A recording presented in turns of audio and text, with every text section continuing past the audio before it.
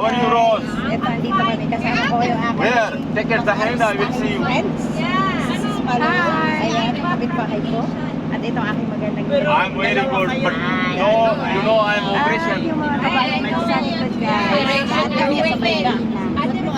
Lahat kami maiingay. Abit malas. Magaganda kita nyo. Magaganda sila. Lahat yan mga Pinay. Sila lang yan sa Dakika lahat. Ayan sila. Ang gaganda nila. Anak ni. Right away lang guys. Ayan. Dubai, Habibi, Dubai. Give me the mobile, give me the mobile. I will decide. Ayan guys, maganda. Isa lang naman yung bababaan namin. Doon lang din sa Tuwak. Kaya dito kami sumakay. Ay, walang ibigay mo daw sa kanya, tapos Ibigay mo daw yung... Guys, nandito na kami sa Tuwak. Dalawa na lang kami. At ang aming sexy kaibigan si Malo ay iniwan na kami. Shout out Malo, iniwan mo na kami. Nandito na kami sa Tuwak. Oh, ayan. Tama kami nilang kami. Ayan. Yung plate number?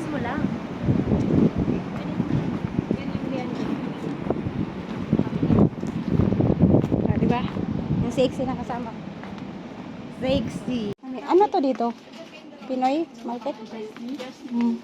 Naghahanap kami ng payong. Payong. Ano yung payong? Pati yun? Mura lang payong nila. Diyan na kayo ha. Hindi ka mahal man sa payong nila. Hindi na ako magpayong. Dami nilang palinda. Mga Pilipino. Filipino.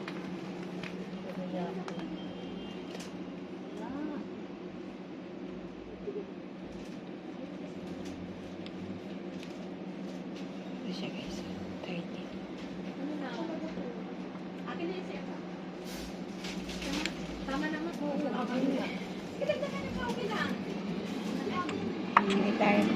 Halos ito mga Pilipino dito guys.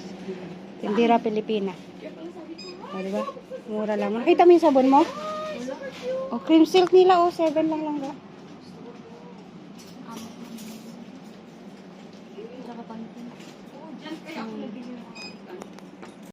Ikot ang kayo dam ha. Saglit guys. Magbabayad tayo.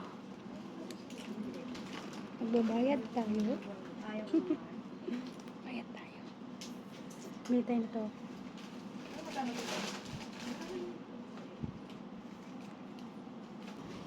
So, ayun na nga guys. Continue na po. Uli nami.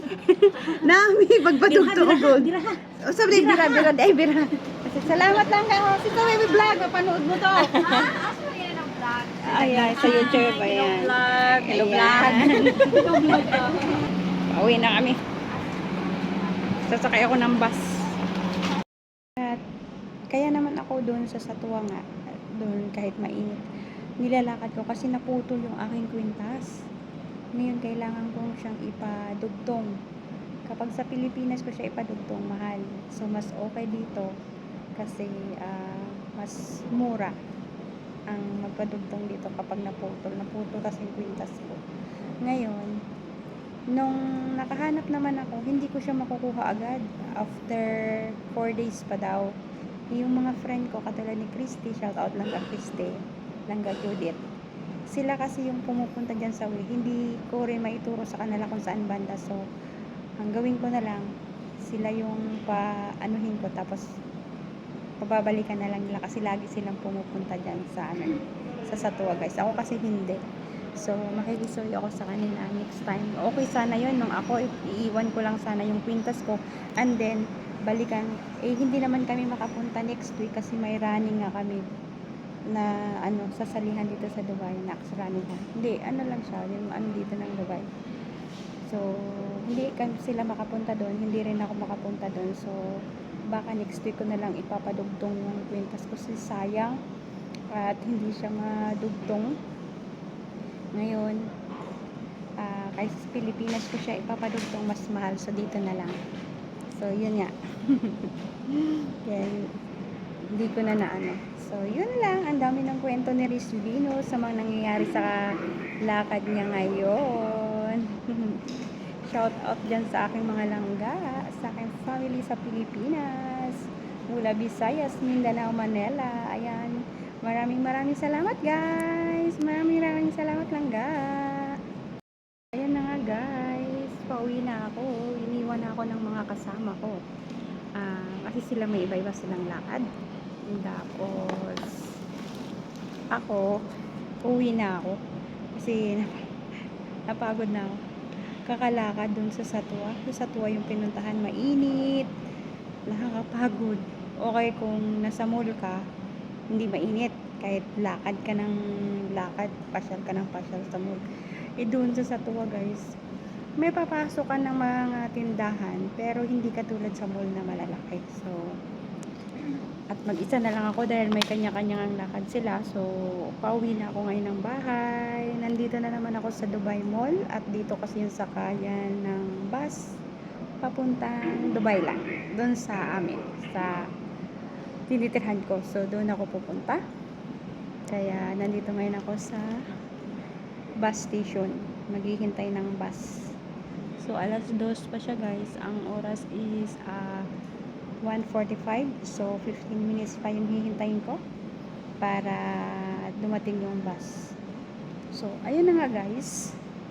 At nakalabas din after 7 months siguro kung hindi lumalabas ng bahay. Pag off ko, nasa bahay lang ako, nasa kwarto lang ako. Pagluluto ako ng pagkain ko, then manunood. Tapos video call yung family sa Pilipinas. Anak ko, apo ko. Yun na yung mga kinakausap ko kapag tas tutulog. Nakakabawi, nakakawala ng stress kasi nakakapagpahinga ako. Okay na naman din yung maglakwat, tsaka pag magastos nga lang, bibili ka ng pagkain, gano'n, tapos kung saan syempre sasakay ka, gano'n guys. So, hindi maiwasan hindi ka mamamili. Ngayon nakabili ako, alam mo laman ng bag ko, puro tinapa yung laman ng mga bag ko guys, mga pagkain na nandiyan na binili ko. So, ayun na nga, hanggang dito na lang ang aking vlog. Maraming salamat sa inyong lahat. Bye! See you in my next vlog guys. God bless everyone.